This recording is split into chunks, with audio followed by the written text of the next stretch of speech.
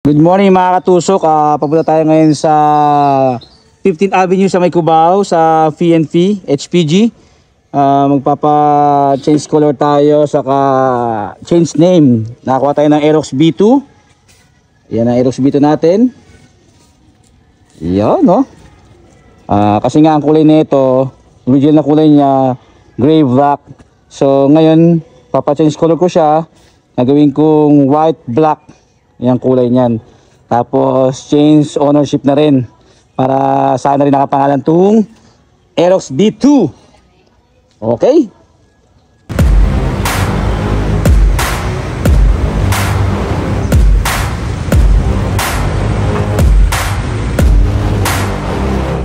I like to get paid, that's why I work every day. I'll be making money till I'm in my grave. Don't care what they say, I'll buy time with my money. Laughing to the bank cause it's funny, the money keep. Okay mga katusok, dito tayo ngayon sa 15th Avenue sa may PNP. Dito muna tayo magsisimula. Pero mo yan siya ka, Sige. Isang natin at para lang gawa. Tapos, panotaryo mo to. Apo. Nag-notaryo yan. Ito ay hindi detalye ka. Okay.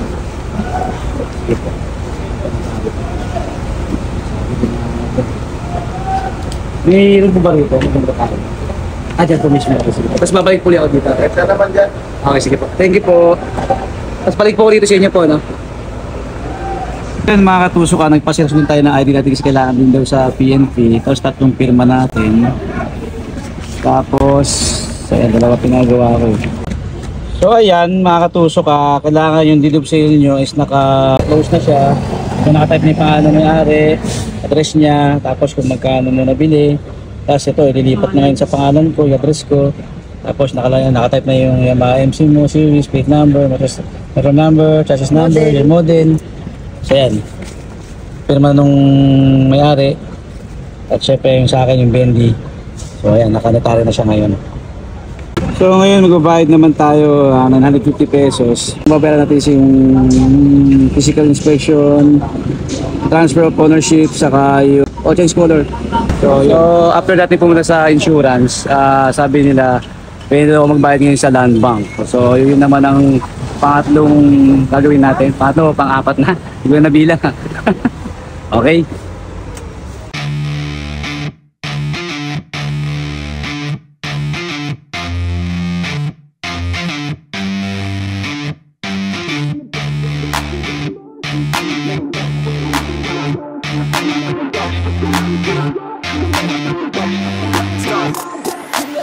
You know the type of girl, wanna rock with it. Type of girl, there ain't no stopping it. Type of girl that you wanna knock with it. Type of girl looking for a man on top of it. She ain't fucking around, straight to the point. She want a man, she ain't fucking with no little boys. She wants a guy that can buy her a whole lot of toys. She wants a guy that'll give her a whole lot of coins. So ayan mga katusok, si Mrs. na pinagbayad ko sa land bank. So ayan, napagbayad tayo na magkano binila natin? 950 pesos binila natin. Is physical inspection 350, tapos Change transfer color of ownership 300, Change color. tapos yung change color na rin. So 950 pesos lahat siya. Okay, balik ulit tayo sa PNP. You know the type of girl, wanna rock with it. Type of girl, there ain't no stopping it. Ang gagawin naman natin ngayon na papa-extension na natin itong motor. So ito yung mga papel, kailangan mga dalawa Xerox niyan. Pwede ba makuha yung papel? So kailangan papa-Xerox tayo ng ORCR, dalawa kailangan. Tapos itong deed of sale, kailangan dalawa din. Tapos yung valid ID mo, dalawa rin kailangan yan. Tapos affidavit of change color, kailangan din to. Tapos yung valid ID rin ng may-ari. Yan, dalawa rin yan. Tapos itong binayaran mo sa land bank, itong PNP. So yan yung mga kailangan mo i-Xerox. So 2 copies lagi nito.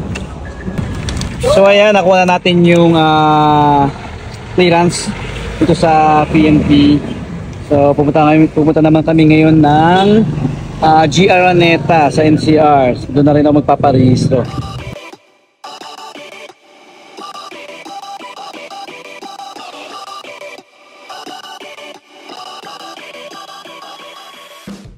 So mga katusok, pagpasok rito sa NCR, dito ako tinuro ng guard sa my record section para ipasa yung mga papers. So ayan mga katusok, dito tayo sa GR Araneta NCR LTO.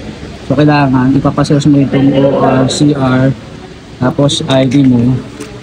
Yan, i-xerox yung OR, tapos yung CR, tapos yung valid ID rin yung unang may-ari, tapos yung deed of sale mo, kailangan din yan, saka affidavit of change color, kailangan naka-xerox na rin siya. So ito, mukhang hindi na kailangan ng xerox, hindi naman sinabi sa akin xerox ko ito. So yun lang mga katusok.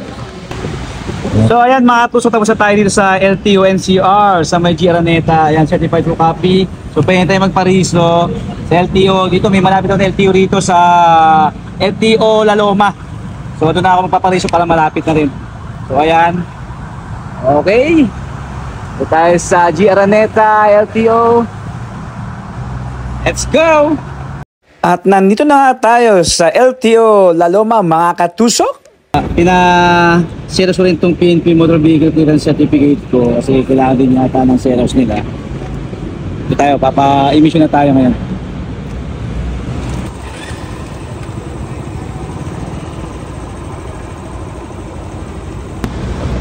Dito tayo sa LTO La Loma.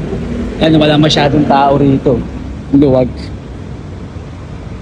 Kaya yung mga ibang kumpare ko, dito rin sila nagpapa-registro. Shoutout sa iyo, paring Ricky Palad. Isa nagsabi sa akin dito na dito ako magpa-registro din eh.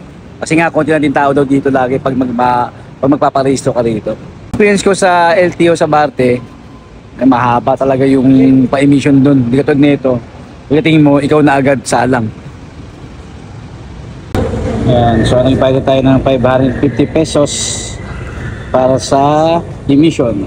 Kasi sa emission, ito naman tayo sa motor vehicle inspection area. So ngayon mga katusok, ako sa motor vehicle inspection area. Ito naman tayo sa may medical o dito sa may insurance. Bali nag-picture kami nung LTO officer, tapos magpapaprint ako dito ngayon yung picture namin dalawa. So ayan, ito na yung pinaprint natin na picture natin. Bali 50 pesos siya, babayaran mo. So ayan mga katusok, nagpa-stencil tayo, chassis number saka engine number, tapos hindi na pa na rin yung nag-stencil sa motor ko. So ayan, naka-indicate din dyan. So ayan, hindi nyo babayaran itong kape na to.